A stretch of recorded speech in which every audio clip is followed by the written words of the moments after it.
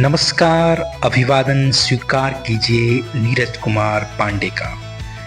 आज के इस कार्यक्रम में हम पड़ताल करेंगे कि आखिर क्यों भारत के सबसे महान प्रतिभा के धनी, राजनेता, समाज सुधारक और अर्थशास्त्री को अपने ही देश में वो सम्मान नहीं मिला जिसके वो हकदार थे। जी हाँ, आज कहानी उस महान शख्सियत की जिसने अपनी प्रतिभा और कठिन परिश्रम से भारत को दुनिया में एक समृद्ध गणतांत्रिक राष्ट्र के रूप में प्रतिष्ठा दिलाई।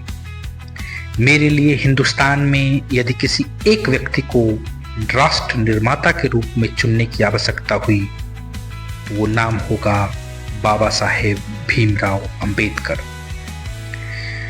आज के इस एपिसोड में हम बात करेंगे उस विद्रोही अंबेडकर की जो एक समय पर दोहरी गुलामी से मुक्ति के लिए संघर्ष कर रहे थे। एक गुलामी अंग्रेजी सत्ता की थी तो दूसरी थी समाज में शूद्रों के प्रति किए जा रहे अमानवीय असमानता की। आज के इस वीडियो में हम अपनी कृतज्ञता व्यक्त करेंगे देश के उस सच्चे सपूत के लिए जिसे बचपन में इस समाज ने अपमान और तिरस्कार के अलावे कुछ भी नहीं दिया। उसके बावजूद भी देश के इस निष्ठावान सिपाही ने अपनी सारी क्षमताओं का उपयोग करके इस देश के संविधान की रचना की, इस देश को गणतंत्र का जामा पहनाया। अंबेडकर ने भारत के संविधान के माध्यम से एक ऐसे समाज की कल्पना की जिसमें सभी जाति और धर्म के लोगों को खुलकर जीवन जीने का मौका मिल सके। अंबेडकर का जन्म 14 अप्रैल 1891 को मध्य प्रदेश में स्थित महू नगर सैन्य छावनी में हुआ था। उनके पिता रामजी मालोजी सकपाल थे और माता भीमाबाई सकपाल थी। अंबेडकर अपने माता पिता की 14वीं व अंतिम संतान थे। उनके पिता रामजी सकपाल भारतीय सेना की महू छावनी में सेवारत थे। अंबेडकर महार जाति से आते थे और उस समय महार जाति अछूत कही जाती थी और इस कारण उन्हें सामाजिक और आर्थिक रूप से गहरा भेदभाव सहन करना पड़ा। अंबेडकर अपने एक लेख में लिखते हैं कि स्कूल में उनके और उनके जैसे अन्य अछूत बच्चों को अलग रखा जाता था और शिक्षकों द्वारा उन पर बहुत कम ध्यान दिया जाता था। उन्हें कक्षा में दूसरे बच्चों के साथ बैठने की इजाजत नहीं थी।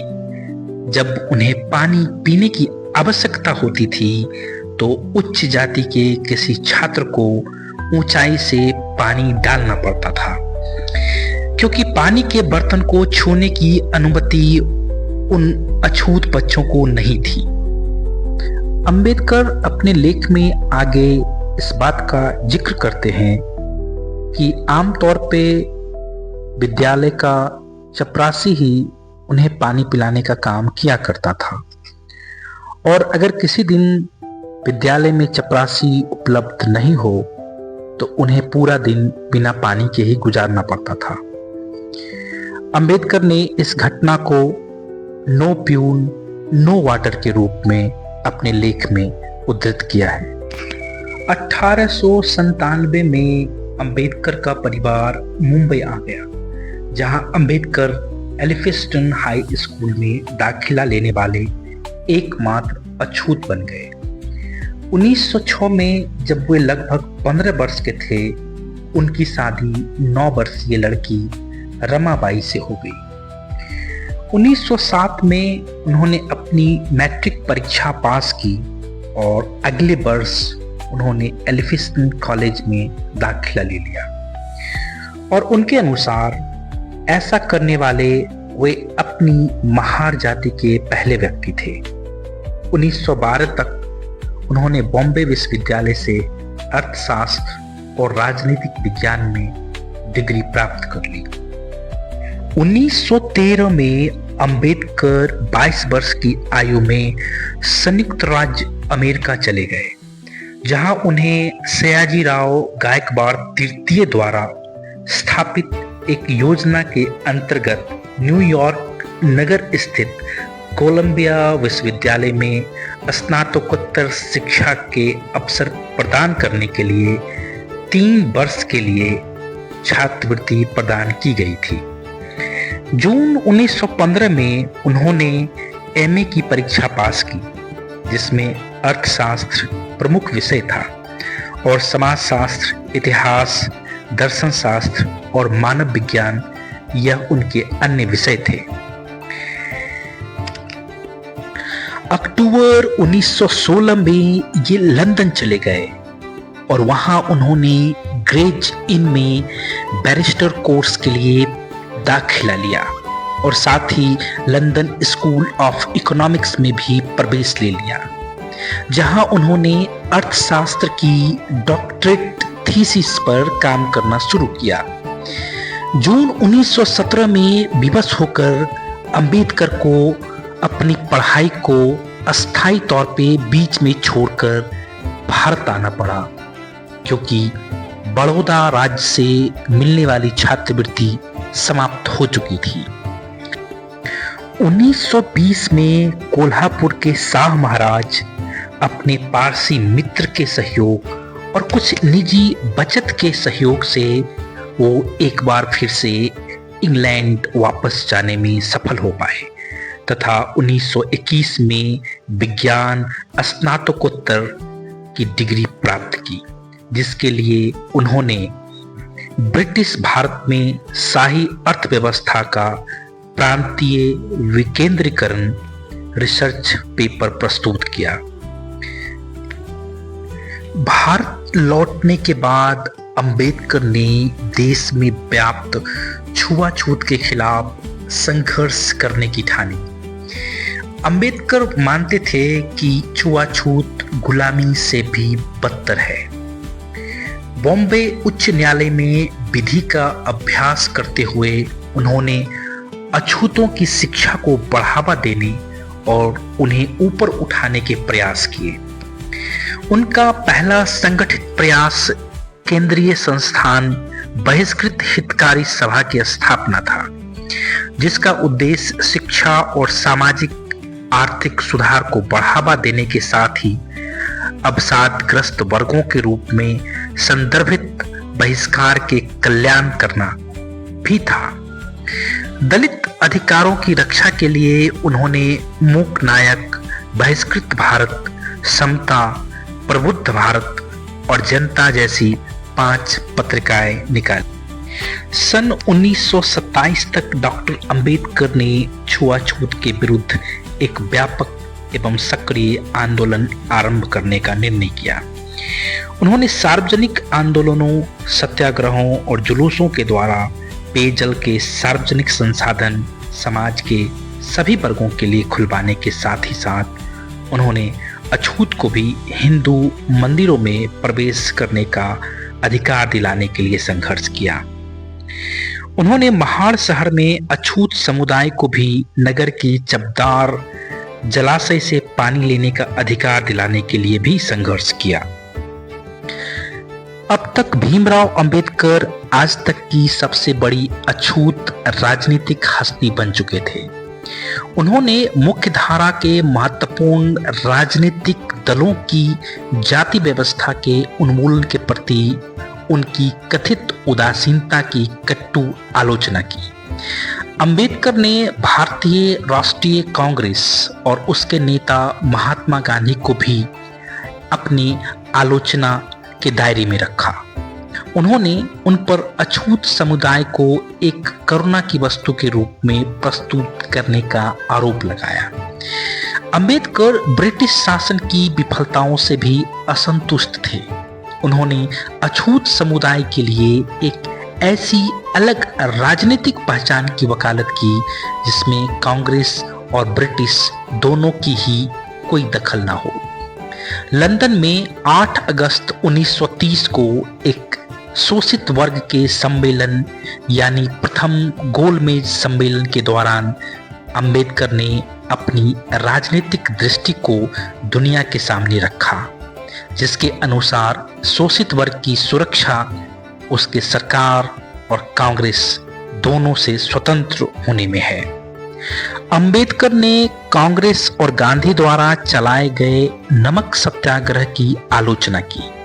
उनकी अछूत समुदाय में बढ़ती लोकप्रियता और जन समर्थन के चलते उनको 1931 में लंदन में होने वाले दूसरे गोलमेज सम्मेलन में भी भाग लेने के लिए आमंत्रित किया गया। वहां उनकी अछूतों को पृथक निर्वाचिका देने के मुद्दे पर गांधी से तीखी बहस हुई एवं ब्रिटिश डॉक्टर अंबेडकर के विचारों से सहमत हुए।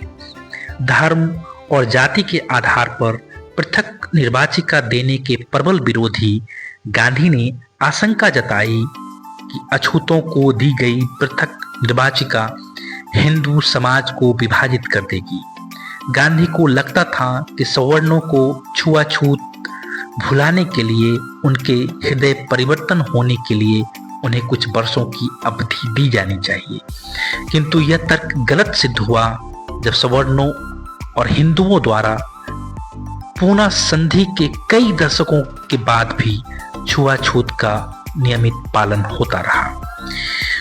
1932 में जब ब्रिटिशों ने अंबेडकर के विचारों के साथ सहमति व्यक्त करते हुए अछूतों को पृथक निर्वाचिका देने की घोषणा की, कम्यून अवार्ड की घोषणा गोलमेज सम्मेलन में हुए विचार विमर्श का ही परिणाम था। इस समझौते के तहत अंबेडकर द्वारा उठाई गई राजनीतिक प्रतिनिधित्व की मांग को मानते हुए पृथक निर्वाचिका में दलित वर्ग को 2 वोटों का अधिकार प्रदान किया गया।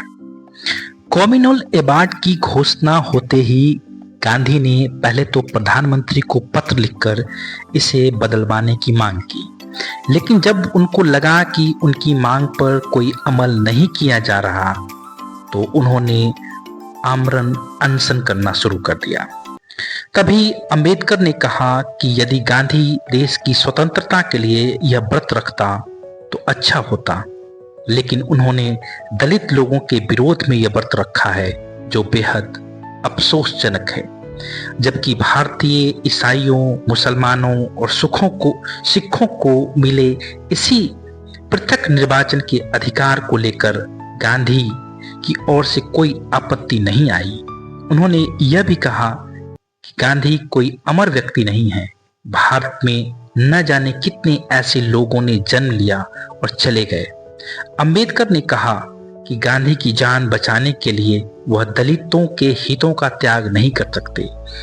अब आमरण अनशन व्रत के कारण गांधी की तबीयत लगातार बिगड़ रही थी। गांधी के प्राणों पर भारी संकट आन पड़ा और पूरा हिंदू समाज अंबेडकर का विरोधी बन गया। देश में बढ़ते दबाव को देख अंबेडकर 24 सितंबर 1932 को शाम 5 बजे येरवाड जेल पहुंचे। यहां गांधी और अंबेडकर के बीच समझौता हुआ, जो बाद में पूना पैक्ट के नाम से जाना गया। इस समझौते में अंबेडकर ने दलितों को कम्युनल अवार्ड में मिले पृथक निर्वाचन के अधिकार को छोड़ने की घोषणा की, लेकिन इसके साथ ही कम्युनल अवार्ड से मिली 78 आरक्षित सीटों की बजाय पूना पैक्ट में आरक्षित सीटों की संख्या बढ़ाकर 148 करवा ली। इसके साथ ही अछूत लोगों के लिए प्रत्येक प्रांत में शिक्षा अनुदान में पर्याप्त राशि नियत करवाई और सरकारी नौकरियों से बिना किसी भेदभाव के दलित वर्ग के लोगों की भर्ती को भी सुनिश्चित किया। और इस तरह अंबेडकर ने महात्मा गांधी की जान बचा ली। अंबेडकर कहते हैं कि गांधी के इस अनशन को अछूतों को उनके राजनीतिक अधिकारों से वंचित करने और उनकी मांग से पीछे हटने के लिए दबाव डालने के लिए गांधी द्वारा खेला गया नाटक था। 1942 में अंबेडकर ने इस समझौता का धिक्कार किया स्टेज ऑफ माइनॉरिटी इस ग्रंथ में भी पूना पैक्ट संबंधी नाराजगी व्यक्त की है। भारतीय रिपब्लिक पार्टी द्वारा भी इसके पहले कई बार धिक्कार सभाएं हुई। अंबेडकर मुंबई में ही बस गए। उन्होंने यहाँ एक 3 मंजिला बड़े घर का निर्माण कराया जिसका नाम राजगृह था। इस घर में उन्होंने अपना एक निजी पुस्तकालय भी बनवाया जिसमें तकरीबन 50,000 पुस्तकें थीं। ऐसा माना जाता है कि उस समय यह दुनिया का सबसे बड़ा निजी पुस्तकालय था। इसी वर्ष 27 मई 1935 को उनकी पत्नी रमाबाई की एक लंबी बीमारी के बाद मृत्यु हो गई। 1936 में अंबेडकर ने स्वतंत्र लेबर पार्टी की स्थापना की जो 1937 में केंद्रीय विधानसभा चुनावों में 13 सीटें जीती।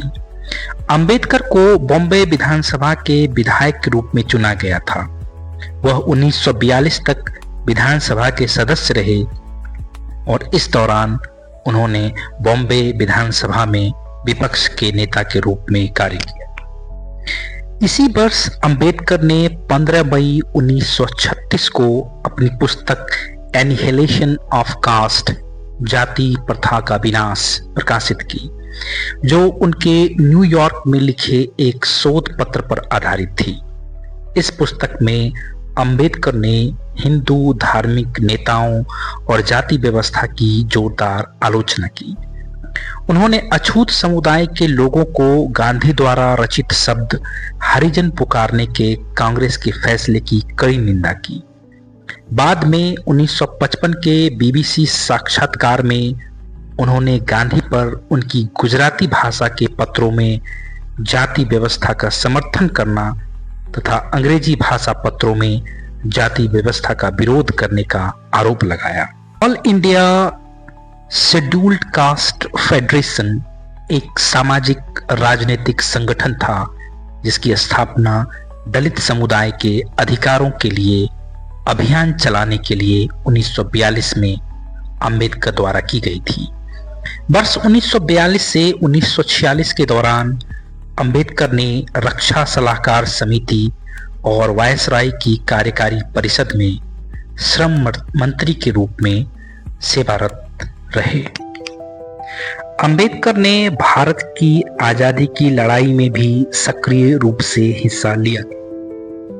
गांधी व कांग्रेस की कट्टू आलोचना के बावजूद अंबेडकर की प्रतिष्ठा एक अद्वितीय विद्वान और अधिवेता की थी, जिसके कारण जब 15 अगस्त 1947 को भारत को स्वतंत्रता मिलने के बाद कांग्रेस के नेतृत्व वाली नई सरकार अस्तित्व में आई तो उसने अंबेडकर को देश के पहले कानून एवं न्याय मंत्री के रूप में सेवा करने के लिए आमंत्रित किया। अंबेडकर ने इस आमंत्रण को स्वीकार किया। 29 अगस्त 1947 को अंबेडकर को स्वतंत्र भारत के नए संविधान की रचना के लिए बनी संविधान की मसौदा समिति के अध्यक्ष पद पर नियुक्त किया गया। संविधान निर्माण के कार्य में अंबेडकर का शुरुआती बौद्ध संघ रीतियों और अन्य बौद्ध ग्रंथों का अध्ययन भी काम आया। अंबेडकर एक बुद्धिमान संविधान विशेषज्ञ थे। उन्होंने लगभग 60 देशों के संविधानों का अध्ययन किया था। 10-12 साल हिंदू धर्म के अंतर्गत रहते हुए बाबा साहेब अंबेडकर ने हिंदू धर्म तथा हिंदू समाज को सुधारने, समता तथा सम्मान प्राप्त करने के लिए तमाम प्रयत्न किए, परंतु स्वर्ण हिंदुओं का हृदय परिवर्तित नहीं हुआ। उल्टे उन्होंने उनकी निंदा की और हिंदू धर्म विनाशक तक कह डाला। उसके बाद उन्होंने कहा था कि हमने हिंदू समाज में समानता का स्तर प्राप्त करने के लिए हर तरह के प्रयत्न और सत्याग्रह किए, परंतु सब निरर्थक सिद्ध हुआ। हिंदू समाज में समानता के लिए कोई स्थान नहीं है। हिंदू समाज का यह कहना था कि मनुष्य धर्म के लिए है, जबकि अंबेडकर का मानना था कि धर्म मनुष्य के लिए है। अंबेडकर ने कहा कि ऐसे धर्म का कोई मतलब नहीं जिसमें मनुष्यता का कुछ भी मूल्य न हो, जो अपने ही धर्म के अनुयायियों को धर्म शिक्षा प्राप्त करने से रोकता हो, नौकरी करने में बाधा पहुंचाता हो, बात बात पर अपमानित करता हो और यहाँ तक कि पानी तक नहीं मिलने देता, ऐसे धर्म में रहने का कोई मतलब नहीं। अंबेडकर ने हिंदू धर्म त्यागने की घोषणा किसी भी प्रकार की दुश्मनी व हिंदू धर्म के विनाश के लिए नहीं की, बल्कि उन्होंने इसका फैसला कुछ मौलिक सिद्धांतों को लेकर किया जिनका हिंदू धर्म में बिल्कुल तालमेल नहीं था। 13 अक्टूबर 1935 को नासिक के निकट येवला में एक सम्मेलन में बोलते हुए अंबेडकर ने धर्म परिवर्तन की घोषणा की।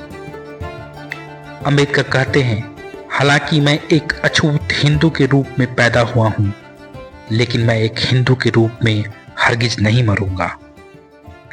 1948 से अंबेडकर को मधुमेह था। दवा के दुष्प्रभावों और कमजोर दृष्टि के कारण वे जून 1954 से अक्टूबर 1954 तक बिस्तर पर रहे। 1955 के दौरान उनका स्वास्थ्य बिगड़ता गया।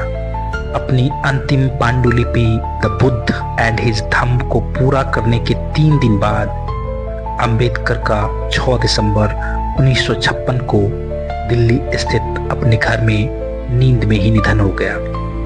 7 दिसंबर को दादर चौपाटी समुद्र तट पर एक बौद्ध दाह संस्कार का आयोजन किया गया, जिसमें 5 लाख शोक संपन्न लोग शामिल हुए। 16 दिसंबर 1956 को एक धर्मांतरण कार्यक्रम आयोजित किया गया ताकि दाह संस्कार में शामिल होने वाले लोग भी उसी स्थान पर बौद्ध धर्म में परिवर्तित हो जाएं।